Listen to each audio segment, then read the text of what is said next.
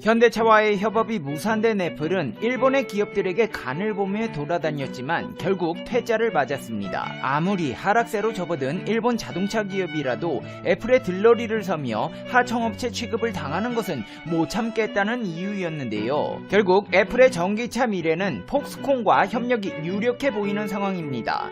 어제의 적은 오늘의 동지라는 말이 있습니다. 바꿔 말하면 어제 동지를 꿈꾸다 헤어진 업체는 오늘날 가장 강력한 적이 될 수밖에 없다는 이야기입니다. 미래 전기차 시장 우리가 지배하게 될 것이라고 나선 애플과 어림없는 소리 하지 마라 이 바닥 짬밥이 있지 우리가 선두주자로 올라설 것이라고 주장하는 현대차의 상황에 대해 자세히 알아보겠습니다. 페페TV 팩트 체크.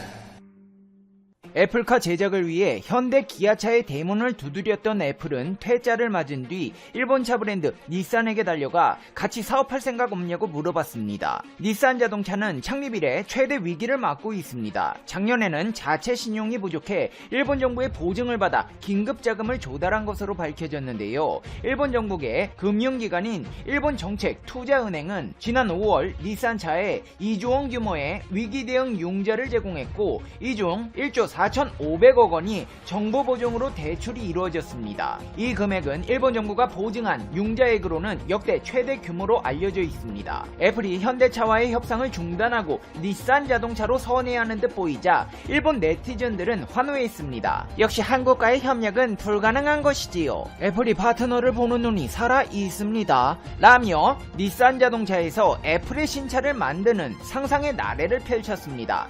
닛산 측에서도 아싸 대박 가뜩이나 부채로 국가 보증까지 받았고 매출은 점차 줄어만 가고 있는데 애플의 브랜드 인지도를 이용하면 위기를 극복할 수 있겠다. 웬만하면 같이 협업을 성사시키겠다는 분위기가 보였지만 결국 결렬되었습니다. 파이낸셜 타임즈에 따르면 애플은 최근 애플카로 알려진 자율주행 자동차 개발 프로젝트와 관련해 닛산에 접근했지만 애플과 닛산의 협의는 고위 경영진 간의 대화에도 이르지 못하고 실무진 수준에서 좌초된 것으로 드러났습니다. 아니 대체 요구사항이 어떻길래 이렇게 위기에 빠진 닛산 자동차조차 검토할 가치조차 못 느낀 것일까요? 그 이유는 바로 애플에서 필요로 하는 파트너 개념 자체가 협력업체가 아닌 하청업체를 요구하고 있다는 것입니다. 파이낸셜 타임즈는 협의가 결렬된 가장 큰 이유로 애플이 닛산에게 자동차 하드웨어 제작만을 요구했다는 점을 꼽았습니다. 애플의 자율주행 관련 소프트웨어 기술은 공유하지 않고 단순히 닛산을 생산 하청업체로 이용하려 했다는 것입니다. 아슈와니 굽타 닛산 최고 운영 책임자는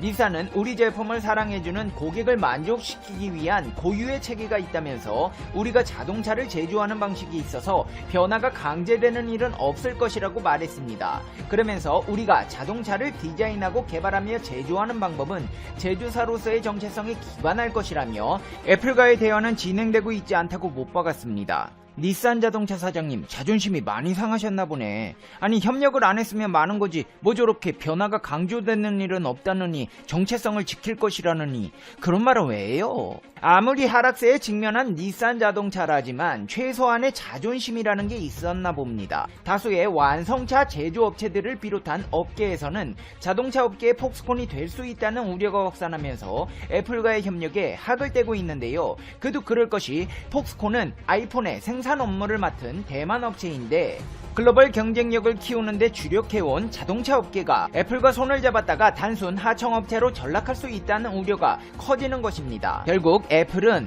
믿을 건 폭스콘밖에 없구나. 아이폰에 이어서 전기차도 생산해보는 건 어떻겠냐며 손을 내밀었습니다.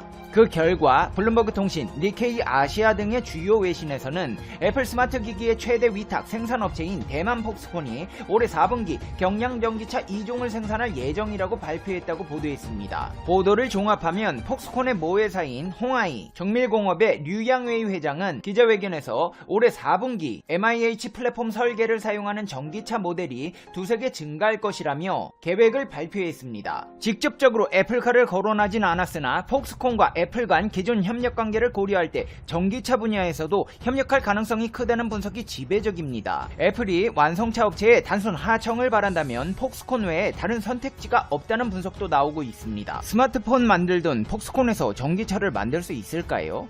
까봐야 알겠지만 폭스콘 회장의 자신감만큼은 하늘을 찌르고 있습니다. 류 회장은 자사의 MIH를 이용해 전기버스도 생산할 수 있다고 말하고 있고 2025년까지 세계 전기차 시장에서 10%의 점유율을 차지하겠다는 계획을 발표한 바 있습니다. 자동차 제작이라는 게 자신감만으로 되는 것이 아닙니다. 베트남 빈그룹만 봐도 알 수 있는데요. 영혼까지 끌어다가 자동차를 만든다고 만들었지만 결국에 죄다 해외 수입 부품으로 이뤄진 조립차라고 봐도 과언이 아닐 정도의 결과물을 내놨습니다. 전기차 업계 선두주자 테슬라조차도 단차가 맞지 않아 고속주행 시 바람이 들어오는 풍절음으로 인해 완성도 측면에서 아쉽다는 소리가 나오고 있는데 스마트폰 만들던 업체에서 자동차 만들겠다고 해서 뚝딱 만들어지는 게 아닙니다. 그만큼 그동안 구축해온 데이터와 설비시설, 혁신 가능성 등이 종합적으로 요구되는 분야인데요. 이런 측면에서 봤을 때 현대 기아차는 아쉬울 게 없습니다. 우리나라의 자랑스러운 기업이 굳이 미국 기업의 하청업체로 들어갈 하등의 이유가 없는 것입니다. 때마침 현대에서는 애플이 보란듯이 엄청난 신차를 공개했습니다. 그야말로 실력으로 시장을 장악하겠다는 선전포고로 보이는데요. 애플이 현대차에 가장 먼저 접근했던 이유는 현대차의 전기차 전용 플랫폼 eGMP가 탐났기 때문입니다. 때마침 이 플랫폼을 탑재한 아이오닉5가 공개됐는데 아이오닉5는 기존 패러다임을 완전히 바꾸며 새로운 자동차 문화와 경험을 만드는 이정표가 될 것으로 기대되고 있습니다. 아이오닉5는 현대차가 가진 신기술이 총집약된 혁신의 결정체로 꼽힙니다. 특히 기존 전기차의 최대 약점이었던 충전 문제를 이 GMP 덕분에 상당 부분 해결했습니다. 초급속 충전 시 18분 이내 배터리 용량의 80%를 충전할 수 있고 5분만 충전해도 최대 100km 주행이 가능합니다. 그리고 이는 테슬라 전기차 등 다른 전기차보다 압도적으로 월등한 수치입니다. 또한 승차감과 핸들링 성능을 크게 향상시킨 기능 통합형 드라이브 엑셀과 배터리 충전 상황을 가상 사운드로 알려주는 가상 엔진 사운드 시스템도 세계 최초로 적용되었습니다. 현대차에서는 아이오닉5를 통해 글로벌 전기차 시장에서 전동화 시대를 선도할 탑티어 브랜드로 자리매김하겠다. 올해 글로벌 7만 대, 내년 이후에는 10만 대 판매를 계획하고 있다고 밝혔습니다. 이뿐만이 아닙니다. 현대자동차 그룹과 자율주행 기술을 개발하는 모셔널은 일반 도로에서 운전자가 없는 자율주행 레벨 4 수준의 자동차 시험주행에 성공하며 기술력을 입증했습니다. 모셔널은 최근 미국 라스베가스에서 여러 대의 무인 자율주행차로 교차로 비보호 방향전환, 보행자와 자전거 이용자가 있는 복잡 통행을 포함한 상황 등에서 안전한 자율주행에 성공했다고 밝혔습니다. 모셔널의 이번 시험주행은 향후 안전한 무일 자율주행차 주행을 위한 업계의 새로운 이정표를 제시했다고 평가받고 있습니다. 여기에 더해 현대자동차그룹은 다리와 바퀴로 움직이는 소형 로봇 타이거를 공개했는데요. 이 소형 로봇은 길이 80cm, 폭 40cm로 평탄한 도로에선 4륜구동 차량으로 달리고 계단을 오르거나 험난한 지형도 지날 수 있습니다. 업계에서는 머지않은 미래에 타이거와 같은 로봇이 택배기사를 대체해 소비자에게 물건을 전달할 수 있을 것으로 기대하고 있습니다. 한마디로 택배와 음식을 배달하는 로봇이 머지않은 미래 완성된다는 것입니다. 반면 일본 혼다는 지난 2000년 세계 최초로 이족보행 로봇 아시모를 공개했지만 이렇다 할 성과를 내지 못하고 3년 전 개발 프로젝트를 중단했습니다. 한일 양국 기업 모두 애플과의 협력이 결렬되었지만 그 이후의 행보만큼은 온도차가 있어 보입니다. 이제 페페TV의 결론입니다. 페페TV Conclusion. 위기의 닛산 자동차에서 이런 방구에 거절할 정도였다니 애플이 제시한 구체적인 계약서가 궁금할 지경인데요. 아니 닛산 자동차 사장님 그거라도 하지 그랬어요. 회사 채무 어떻게 갚으려고 그래요. 자존심이고 뭐고 했었어야죠. 어이구 혁신을 꺼리는 일본 기업 특성상 앞으로 내연기관차 계속 만들 것 같은데 앞으로 그런 거 만들면 욕먹어요 진짜. 내연기관차 앞으로는 안 된다고요. 유럽에서 이제 규제 시행되면 전기차 아니면 살아남기 힘들 텐데 하는데 하청이라도 해야죠. 저는 모르겠습니다. 알아서 하세요. 페페TV 시청자 여러분은 어떻게 생각하세요? 페페TV는 여러분의 생각이 궁금합니다. 댓글로. 지난해 실시한 미국 연방의원 선거에 한국 여성 3명이 당선되었습니다. 특히 워싱턴주 터코마 시장을 역임한 메릴린 스트링랜드 의원은 스스로 한국의 딸이라고 자랑하는 분입니다. 아버지가 아프리카계 미국인이며 어머니가 한국인인데 나의 이름은 순자이다 라며 한인 여성이라고 주장합니다.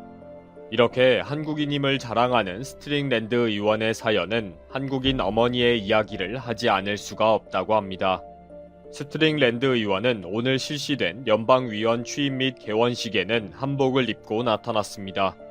놀라운 스트링랜드 의원의 어머니 이야기는 한국인임을 자랑스럽게 여기게 합니다. 스트링랜드 의원은 워싱턴주 제10선거구의 민주당 후보로 출마해 한국계 여성 후보 중 가장 먼저 승리를 확정지었습니다. 이후 캘리포니아주에서 공화당 소속으로 출마한 미셸 박스틸, 영김 후보의 당선이 결정돼 한국계 여성 3인방이 당선되는 경사가 이어진 것입니다. 스트링랜드 의원의 인터뷰 첫 마디는 항상 나는 한국의 딸이다 라고 시작하는 것으로 유명합니다. 1962년 9월 25일 서울 용산에서 태어나서 1964년 미국으로 돌아가는 아버지를 따라 어머니와 함께 이주를 하게 됩니다. 태어나서는 줄곧 한국 이름으로 순자라고 불리었다고 합니다. 1964년 아버지를 따라 미국으로 왔을 때 미국 사회는 인종차별이 상당히 심했다고 기억합니다. 아버지가 일부러 미군 군복을 차려입고 어머니는 단정하게 차려입고 외출을 해도 막상 들어갈 식당이 없었다는 것입니다. 특히 어린 시절의 스트링랜드는 흑인과 아시아계의 혼혈이었기 때문에 더 많은 인종차별을 받았다고 합니다. 그렇게 수많은 멸시와 차별 가운데에서도 공부를 열심히 할 수 있었던 것은 오로지 어머니의 희생적인 뒷바라지 때문이라고 말을 합니다. 항상 슬퍼하거나 좌절하지 않도록 용기를 주었고 더 큰 도전을 할 수 있도록 기회를 만들어 주셨다고 합니다.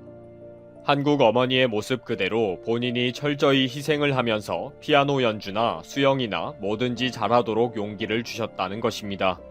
그리고 어머니는 약한 모습을 보이지 않기 위해 스스로의 고통은 내색을 일절하지 않으셨고 모든 면에서 최선을 다해야 한다는 베스트 정신을 강조하셨다는 것입니다. 그 결과 고등학교 때부터 1등을 했으며 워싱턴 대학에서 사회학과, 애틀란타 대학원에서 MBA를 마칠 수가 있었다고 합니다. 스트링랜드는 어머니는 전형적인 한국 여성이다. 어머니는 20여 년간 아버지 간병을 하시면서도 가정을 잘 이끌어 가셨고 오로지 자식을 위해 희생하셨다고 소개합니다. 아버지가 병으로 세상을 떠난 1987년에는 슬픔에 잠겨있는 어머니를 두고 5년간 조지아주로 대학원 공부를 하러 떠났는데 어머니는 슬픔을 누르고 학업의 길을 밀어주셨다고 밝힙니다. 특히 터코마 시장 선거 때는 8순의 나이에도 불구하고 집집마다 방문해서 터코마를 위해 딸이 일할 수 있는 기회를 달라고 시민들을 설득하셨다고 밝힙니다. 종종 인터뷰에서 당신은 얼마나 한국적인가? 라는 질문을 받는다고 합니다. 그러면 단호하게 한국인 어머니 밑에서 자란 사람은 곧 한국인이다. 더 말할 필요도 없다. 라고 답변을 합니다. 3일 현지시가 워싱턴 DC 의회 의사당에서 치러진 연방 하원 의원 취임 및 개원식에서 한국계 여성 의원인 메릴린 스트링랜드 의원이 한복을 입고 참석했습니다. 붉은색 저고리에 보라색 치마에 한복을 입고 맨 앞줄에 앉았으며 같은 한국계인 앤디 김 하원 의원과 가벼운 인사를 나누기도 했습니다. 메릴린 스트링랜드 의원이 한복을 입은 것은 미국 사회에서도 큰 화제가 되었으며 많은 한국인들의 가슴을 뛰게 했습니다. 미국인들은 트위터를 통해 한복을 입은 스트링랜드 의원의 모습을 공유하기도 했으며 앤디 김 의원은 놀라운 순간이자 큰 진전이라고 밝혔습니다. 지금도 일부 미국 언론들은 메릴린 스트링랜드는 아프리카계 미국인이라고 소개를 합니다. 그러나 스트링랜드의 뜻을 존중해서 최초의 한인 여성이라고 반드시 덧붙입니다. 스트링랜드가 인터뷰 때마다 빠지지 않고 하는 말이 나는 한국에서 태어났습니다. 어머니가 나를 훈련시켰습니다. 나는 한국계 한인 여성입니다. 라고 말하고 있기 때문입니다. 스트링랜드는 부모님은 겸손하셨고 항상 교육을 강조하셨다. 나는 김치를 좋아하고 한국 문화에 확고하게 뿌리를 내리고 있다. 라고 말합니다. 그리고 스타벅스에 입사해서 온라인 비즈니스를 담당하다가 전 터코마 시장인 브라이언 에버솔에 의해 스카웃되었습니다. 이때 과묵한 성향의 스트링랜드에게 엄마는 사람들의 귀한 투표권과 대의권으로 일하는 곳이다. 가만히 있는 것은 의무와 책임을 다하는 것이 아니다. 라고 격려했다고 밝혔습니다. 스트링랜드 의원이 46년 만에 처음 한국을 방문한 지난 2011년 2월 25일을 스스로 홈커밍 데이라고 불렀습니다. 이때에도 한국은 내가 태어난 곳이고 어머니의 고향이다. 어머니는 나를 성취하고 실력을 가지도록 격려하시고 뒷바라지를 해주신 분이다. 어머니의 고향은 내 고향이다. 미국 시민이지만 나는 항상 한국인이다. 라고 강조했습니다. 스트링랜드 의원은 새로 만든 공식 트위터 계정을 통해 의원으로서의 출발을 알렸습니다.